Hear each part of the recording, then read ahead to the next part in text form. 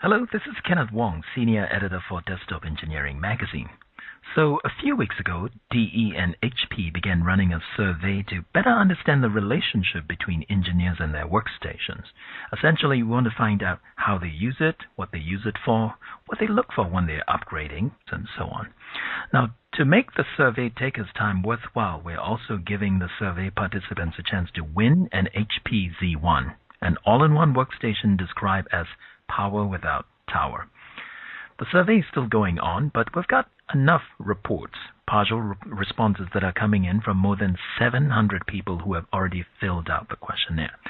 So I invited Tom Salomone, HP's marketing manager for workstations, to discuss the findings so far and perhaps offer tips on how to select the right hardware setup for what you do. So Tom, welcome, and would you introduce yourself to our listeners? Sure, I'm happy to, Kenneth. So in my role, I manage the work that we do in what we call the product development segment and the AEC segment in terms of developing solutions, working with the independent software vendors such as Autodesk and SolidWorks and PTC and Dassault and others to make sure that their software works really great on our hardware, and we understand how to configure our systems and make sure we have the best solutions for those customers. So, Tom, the first figures that we're going to take a look at here, and that comes straight from some of the survey responses. This is figure 1. We're looking at the charts that shows that the people who use Workstation primarily for computer-aided design is closely followed by simulation and followed by rendering and visualization. So I'm wondering if there is a difference in the kind of machine best suited for each type of these users. Yes, that's a very good question, Kenneth. So if you're using CAD, basically you want the maximum performance from your processor. So you want to figure out what the fastest turbo boost time is, because most of the time when you're pushing the limits of the processor, you're going to be using turbo boost. And so you want to evaluate the performance of your machine based upon that speed. In addition, memory is very important to you because your model sizes are growing. We typically tell people that their model size follows Moore's law and doubles every 2 years, and we think that's pretty accurate. People add a lot more into their models these days than ever before. So memory is important, and then, of course, graphics power itself is important, but not as important as maybe some of the other fields. So we think of CAD as sort of a mid-range graphics card level, and that's needed to handle the model sizes, which then convert into numbers of triangles, and that's what the graphics cards manipulate. And so if you have larger models, you tend to need more triangles and so forth, and then more power to manipulate them. So those go hand in hand. Most CAE applications scale with the number of cores that are on the processor. And so people want the most processors and the most cores on those processors. So in today's world, with our new Sandy Bridge architectures, you can get 8 cores per processor or 16 cores. And some applications will be able to take advantage of what's called hyper-threading from Intel and actually double that. So some can and some won't, depending on how they use the cache of the processor, but at least 16 cores. And then, of course, the more cores, the more memory, because each process is going to take up a certain amount of memory. And so with the new Sandy Bridge processors, you also have 4 channels, so there's more capability for the processor to access memory and access it with better speeds through the channels. And so memory it becomes an even bigger issue than in the past, and so we're seeing people with very large memory compared to the past, 64 gigabytes, 128 gigabyte systems in this space, and so that is an important step forward. And then the other thing that's happening here for those people that exceed their memory, SSDs, solid-state disks, are now becoming very popular and more economical than in the past, and higher speeds with the new SATA 3, 6 gigabyte per second. So people are adding solid-state disks to their CAE solutions as well. There's a big difference in your focus and what you're going to choose depending on how you look at that. And then NVIDIA has come out, and also AMD, with GPU technology. And in the GPU technology, you can now offset some of that processing power into the GPU, just as if it was a background processor. And in order to do that, you'd need a card. In NVIDIA's case, you would typically be a Tesla card. So you'd have a regular graphics card to provide the image to your screen. The Tesla card would be a separate GPU processor, and you would take your analysis and put it in the GPU and let it work there while you're still working on your system. So that's another popular way to think about workstations, but you have to be careful because there's limitations with GPUs that you want to make sure you understand before you go in that direction. And then in rendering and visualization, it again is much more like CAE because it needs the cores.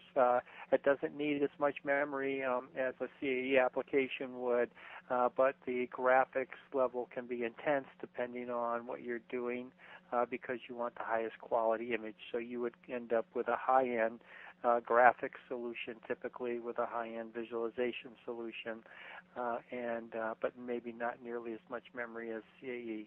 But again, you'd want all the cores. Let's take a look at Figure 2, the second figure we're looking at here. This is where we ask people to check off the type of applications that they routinely run. And I noticed that the group that checked that their applications are data or compute intensive and runs on desktop workstation and or workstation clusters, that group far outnumbers the rest. If I'm a business or an IT manager and I'm trying to decide to invest in the next round of upgrade, should we be looking at workstations or clusters? Yeah, so the new workstations with the Sandy Bridge architecture, right, and some of the other things that we've added, like the 3 interface, things of that nature, we're definitely going to help people and improve their performance in their day-to-day work. And so we think that the newer workstations will provide power for any of the users that we just talked about. For those users that do a lot of CAE work, who have tried to work or do work on servers, we think that workstation clusters now provide a new way for them to gain more power locally. So if they simply take our dual processor workstations like a Z820 workstation and connect them together into a cluster, they can run analysis and get immediate results without having to worry too much about scheduling it among others on a server and losing maybe priority, things of that nature. So it provides a lot of new options. And then workstation clusters can also be done virtually, so people can do CAD in the foreground and the extra cores can be connected together using virtualization technology and so virtual machines. And by doing that, they can then leverage a lot of cores and a lot of memory to be applied to analysis work. Tom, in Figure 3, we essentially ask people to describe the type of workstation that they're invested in, and the majority of the people seem to be using entry-level workstations. This is for our purpose defined as 4, 6, or 8 CPU cores, up to 64 gigabytes of RAM, with maybe no graphics card or a low-level entry-level graphics card. What I'm wondering is if these machines are powerful enough for normal everyday CAD works or simulations and rendering. Well, a lot there depends on what the people are doing with their CAD. So if they are doing basic 2D CAD, this will certainly be enough for them. Or if they're doing what I would think of as just a little bit of 3D CAD, this would certainly be enough. But if they're doing more sophisticated CAD work, looking at assemblies, doing high precision designs, things that take up a lot of memory, that are going to start to make their models larger, then they can certainly benefit from mid-range graphics cards in terms of movement on the screen and in spinning and moving their units around, zooming in, things of that nature, they can certainly benefit from more than just a low-end graphics card.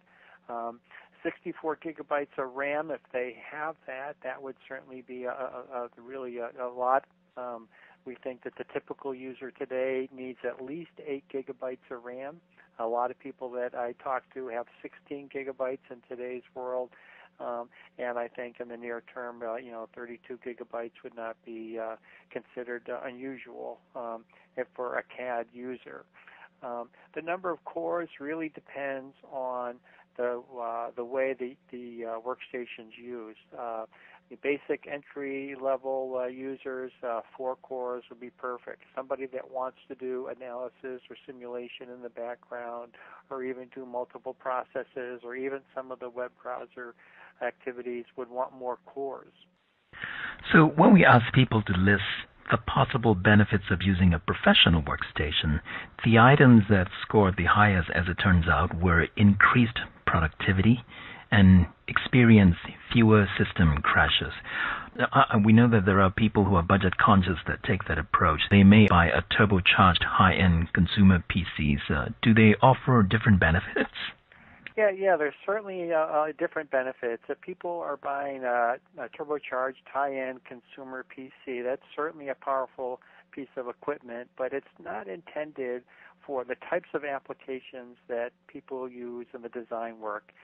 When you have a CAD application, this is a massive piece of software, right? This is something that is going to take control of your screen. It's going to calculate forms that are accurate in terms of geometry. It's a very complex piece of software with millions of lines of code.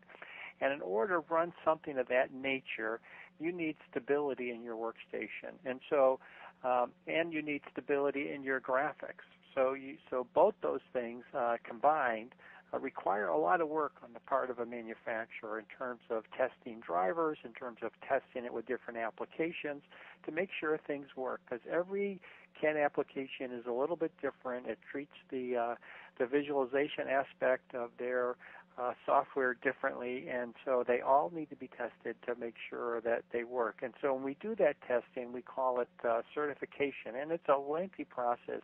Some certification tests run up to 4 weeks. And so it's a very, very complicated process to make sure that all these things work correctly.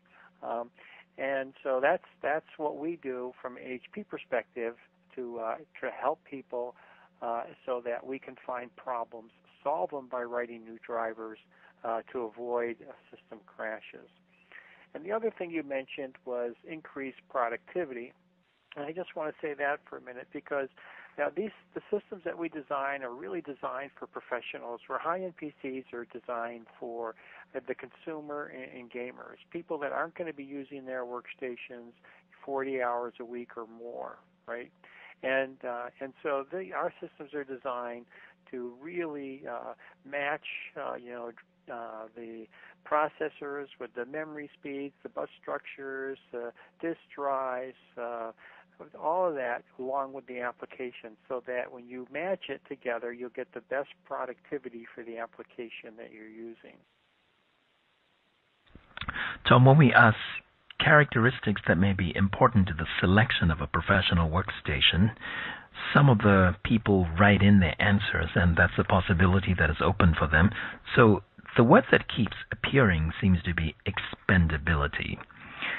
What I'm wondering is, what should I look for if I'm thinking about a machine that I'm going to expand in about 12 to 16 months, but not necessarily ready to replace it yet? I think the thing you need to look at is if you're going to add graphics, the PCI slots, the numbers of slots for your disk drive, and very important is the number of slots for memory. And in today's world with the Sandy Bridge architecture, it's a 4-channel architecture, and so to get the best out of your memory performance, you want to buy your memory DIMMs in groups of 4 and put 1 per channel if you have that, or equal numbers per channel if you can do that. So when people expand, those are some of the things they should look for. But the other thing they should look for is the ease in which they can do it. You don't want to be there, tinkering with your system, a lot of tools, taking things apart, risking damage to your system. You want to have something that's simple to open. It's very obvious where you plug in your expansion product, and you can do it very quickly. And so that's one thing that HP focuses on is toolless chassis and how quick people can take these things apart. As a matter of fact, in one of our systems, an 8-year-old girl took it apart, put it back together in less than a minute. We're going to be giving away an HP Z1 in a drawing that survey takers can choose to enter. What can you tell us about the HP Z1? Well, whoever wins it's going to be very lucky, I tell you, because the Z1 is really at the forefront of desktop technology. It took us a lot of time to figure this out, how to take the really powerful innards of a workstation and design them behind a monitor. So it's one piece. It looks like a monitor, but you can fold it down very easily, press two latches, lift it up just like a car hood if you would. It has spring tension, so it stays up. It doesn't come down on your fingers or anything, and it stays right up. All the components are easily in there. They're all laid out nicely, and you just look for what we call touch points, or little green marks on places where you put your fingers and you squeeze and lift something up, and it's that simple. You can change a disk drive in just a few seconds, for instance, or add memory, and so it's very easy to maintain, yet it's one of our most powerful systems for CAD users. So it has the high-end Xeon processors. The memory is expandable up to 32 gigabytes with today's DIMMs. So it's very, very, very powerful for CAD users. So I think whoever gets it's really going to like it. Great. Well, thank you very much, Tom. Ladies and gentlemen, the survey is still going on. It'll end July 17th, so I urge you to go have your say and perhaps test your luck at possibly winning an HP Z1. Until next time, this is Kenneth Wong for Desktop Engineering Magazine.